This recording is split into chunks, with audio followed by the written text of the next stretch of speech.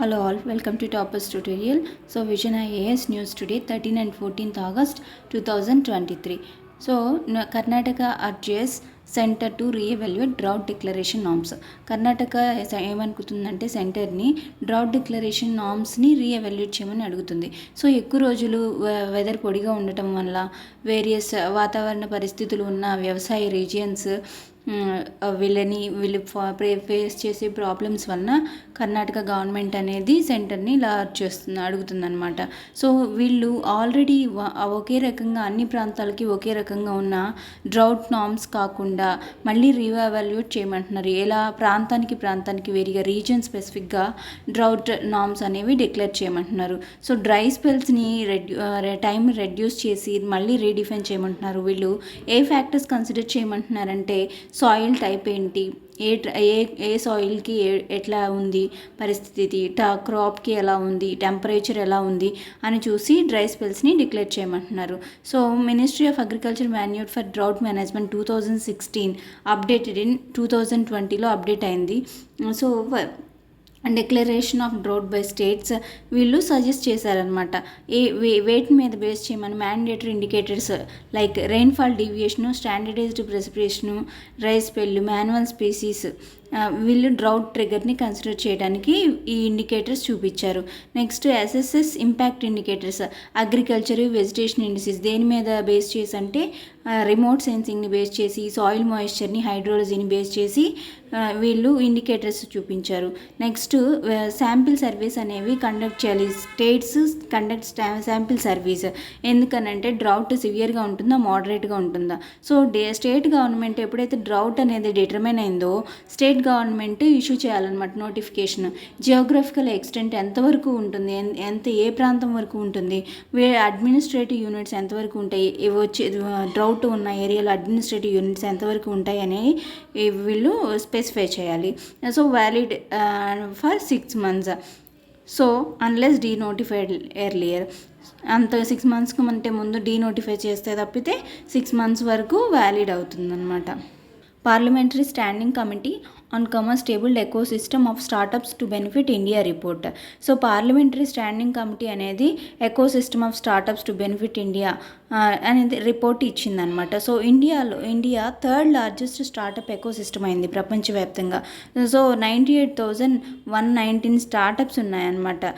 Having more than ఇండియాలో ఇంతకంటే ఎక్కువ స్టార్టప్స్ ఉన్నాయి. So factors for India startup ecosystem growth. Startup ecosystem ఇండియాలో ఎందుకు పెరిగిందంటే డెమోగ్రఫిక్ డివిడెండ్ వలన, నెట్ యూసేజ్ ఎక్కువ చేయడం వల్ల, స్మార్ట్ ఫోన్ యూసేజ్ వల్ల, వెంచర్ క్యాపిటల్ అవైలబిలిటీలో ఉండటం వల్ల, గవర్నమెంట్ ఇనిషియేటివ్స్ ఎక్కువ అవ్వడం వల్ల. సో ఛాలెంజెస్ ఏంటంటే దీంట్లో ఫండింగ్ అనేది లిమిటెడ్గా ఉంది, రీసెర్చ్ అండ్ డెవలప్మెంట్ సపోర్టు, టాలెంట్ని యూజ్ చేసుకోవడం, ఎక్విజిషన్ చేసుకోవడం దీంట్లో ఉన్న ఛాలెంజెస్ అనమాట.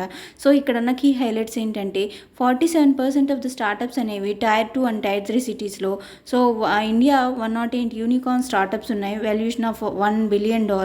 సో స్టార్టప్స్ 56 డివర్సిఫైడ్ సెక్టర్స్కి స్ప్రెడ్ అయ్యి ఉంది. సో వాటిలో వేరియస్ 56 డివర్సిఫైడ్ సెక్టర్ ఉన్నాయి. వీటిలో ఐటీ రంగము, health, life sciences, education, agriculture, food and beverages ఇవన్నీ ఇంక్లూడ్ అయ్యి ఉన్నాయి. సో ప్రతి 47 స్టార్టప్స్కి 47% of the recognized startups have అట్లీస్ట్ 1 ఉమెన్ డైరెక్టర్ ఉందన్నమాట. ఉమెన్ డైరెక్టర్ ఒకళ్ళు ఉంటున్నారు అరౌండ్ 47 ఆఫ్ ద రికగ్నైజ్డ్ స్టార్టప్స్లో. సో వీళ్ళు ఏం రికమెండ్ చేస్తున్నారంటే అగ్రి బేస్డ్ స్టార్టప్స్ని ఇంక్రీజ్ చేయమంటున్నారు. వీళ్ళకి టెక్నాలజీ అనేది అలవాటు చేసి ఉమెన్ ఇన్వాల్వ్మెంట్ని పెంచమంటున్నారు. ఉమెన్ ఎంటర్ప్రెన్యూర్స్కి సపోర్ట్ చేసి ఫెసిలిటేట్ అండర్ పర్ఫార్మింగ్ స్టేట్స్ని హై పర్ఫార్మింగ్ స్టేట్స్గా స్టార్టప్ని పెంచమంటున్నారు. బ్రాడ్ చేయమంటున్నారు. వీళ్ళకి ఫండ్స్ అనేవి క్విక్గా రిలీజ్ అయ్యి గవర్నమెంట్ గ్రాంట్స్ వచ్చేలాగా చేయమంటున్నారు. National medical commission notified the NMC registered medical practitioner professional regulations.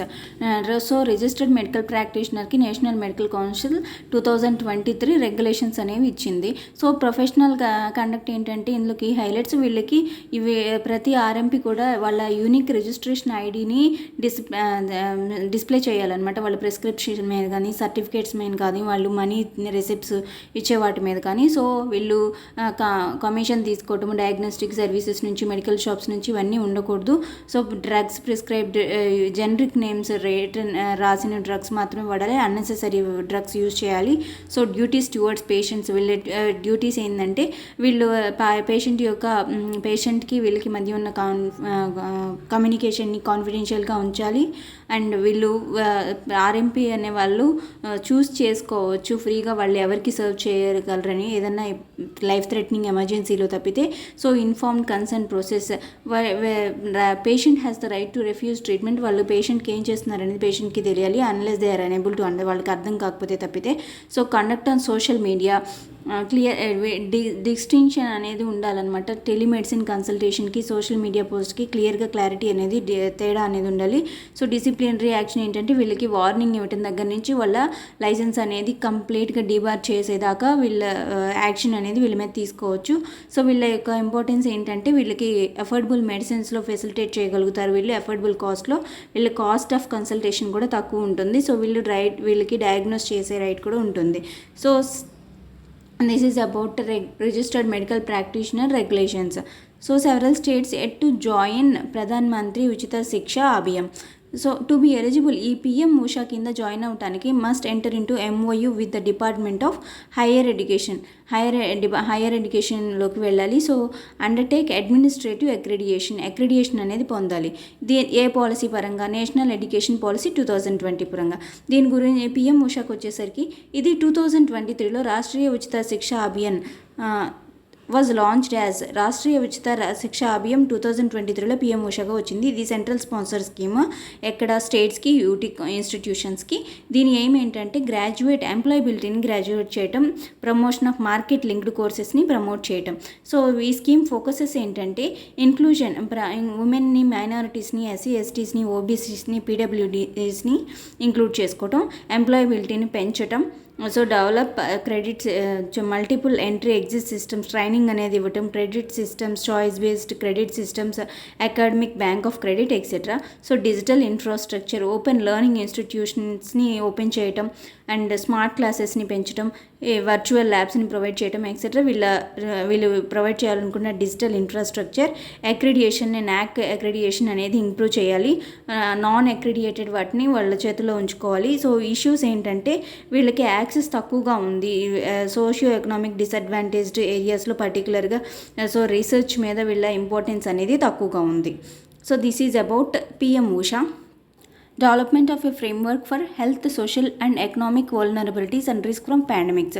So G20 యొక్క టాస్క్ ఫోర్స్ యొక్క రిక్వెస్ట్ మీద ఒక ఫ్రేమ్వర్క్ అనేది తయారు చేయబడింది. World health organisation, IMF and European investment. ఎందుకంటే బెటర్గా అండర్స్టాండ్ చేసుకోవడానికి health and economic vulnerabilities, pandemic వలన వస్తున్న health and economic vulnerable conditions, వాటి వల్ల వచ్చే రిస్క్ని అండర్స్టాండ్ చేసుకోవడానికి. సో COVID-19 వలన చాలా ఎకనామిక్ డిప్రివేషన్ రేట్స్ అనేవి జరిగినాయి. మనకి సోషల్ ఇంపాక్ట్ దాన్ని తెలుస్తూనే ఉంది. సో FEVR అనేది 2 కంపోనెంట్స్ ఉంటాయి. ఇది ఎందుకు అంటే టు ఐడెంటిఫై సిస్టమిక్ వీక్నెస్ని and guide policy decisions and investment. So key health and social and economic indicators ఏంటంటే రిస్క్స్ నుంచి, ఈ పాండమిక్స్ వల్ల వచ్చే రిస్క్ నుంచి ఎలా మనం బయటపడాలి అనేది మానిటర్ చేస్తుంది.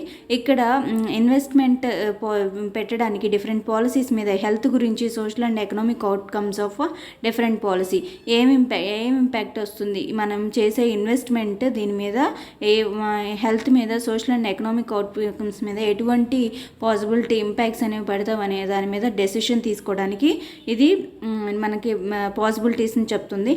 Next significance of FEVR. ఈ FEVR యొక్క ఇంపార్టెన్స్ ఏంటంటే pandemic prevention and preparedness. Pandemic ఎలా ప్రిపేర్ అయ్యి ఉండాలి, మనం ఎలా ప్రివెంట్ చేయాలి, నేషనల్ అండ్ ఇంటర్నేషనల్ స్ట్రాటజీస్ని మనకి ఇన్ఫార్మ్ చేస్తుంది అనమాట. అంటే పాండమిక్ని ఎలా ప్రివెంట్ చేయాలి, ఎలా ప్రిపేర్డ్గా ఉండాలి, మనం ఎలా రెస్పాన్స్ అనే దానికి నేషనల్గా, ఇంటర్నేషనల్గా ఎటువంటి ఇన్ఫర్మేషన్ అనేది వాళ్ళు ఫాలో అవుతున్నారు, వాళ్ళు ఎటువంటి మెథడ్స్ ఫాలో అవ్వాలి అనే దాని మీద అవుతున్నారు అనేది మనకి ఇన్ఫర్మేషన్ ఇస్తుంది. Next changing global landscape of health, social and economic vulnerability regular assess చేయడానికి హెల్ప్ చేస్తుంది, మనం ఏం చేంజ్ చేసుకోవాలని. Next reference tool for ministry policy డిస్కషన్స్లో ఇది ఒక రిఫరెన్స్ టూల్గా ఉంటుంది. సో ఇన్వెస్ట్మెంట్కి సపోర్ట్ చేస్తుంది at regional and country level. రీజనల్గా, కంట్రీ లెవెల్గా ఇది ఇన్వెస్ట్మెంట్కి ఇన్వెస్ట్మెంట్ ప్లాన్ చేసుకోవడానికి సపోర్ట్ చేస్తుంది పాండమిక్లో. So El Nino monsoon link weakens over central India.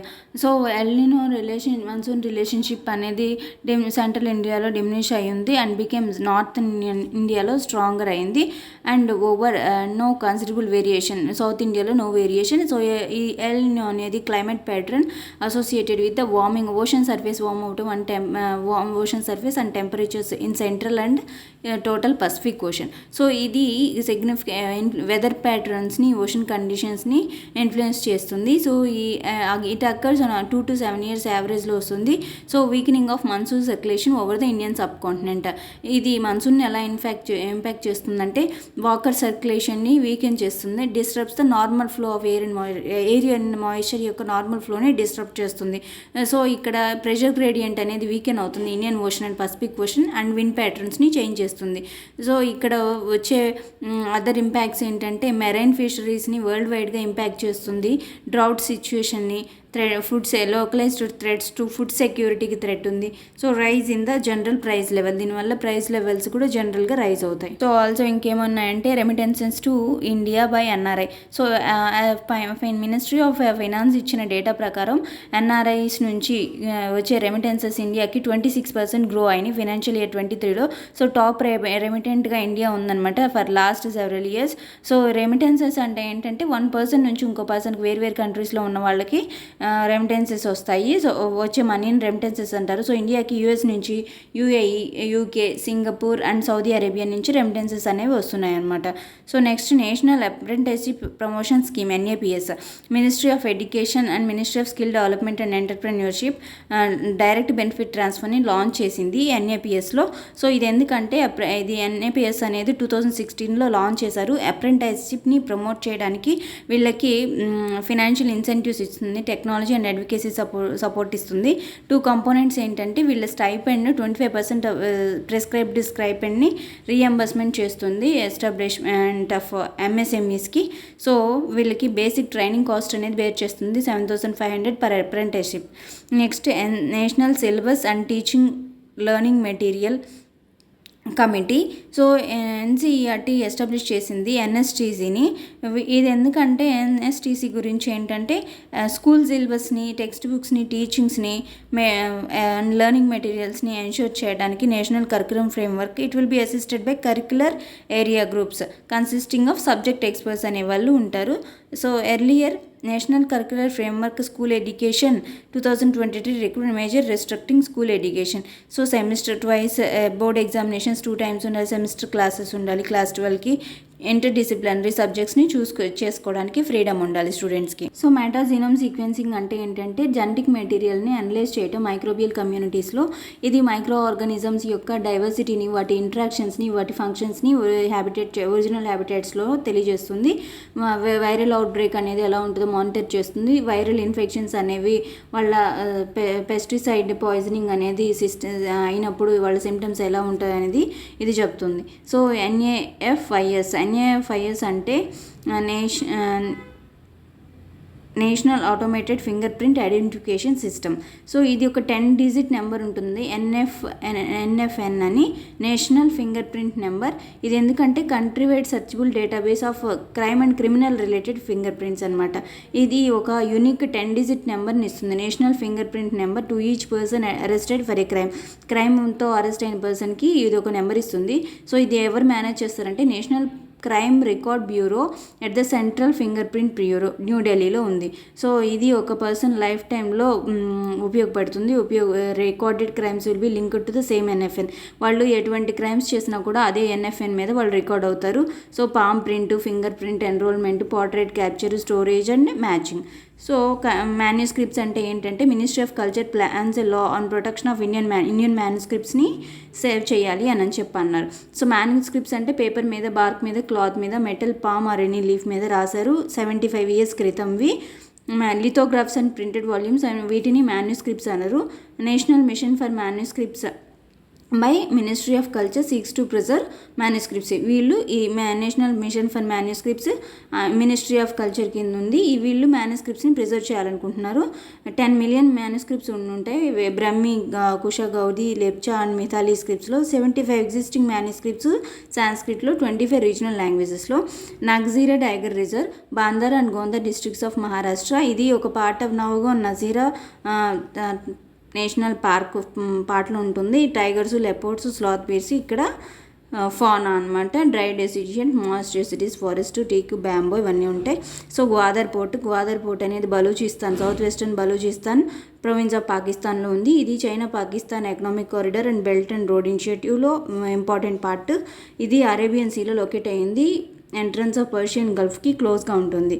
Next saint Ravidas 1377 to 1450. ఈయన Bhakti movement prominent saint, 15th century social reformer, poet, philosopher.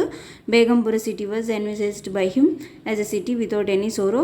He worked against the system of untouchability, Hindu-Muslim unity. So his writings are mentioned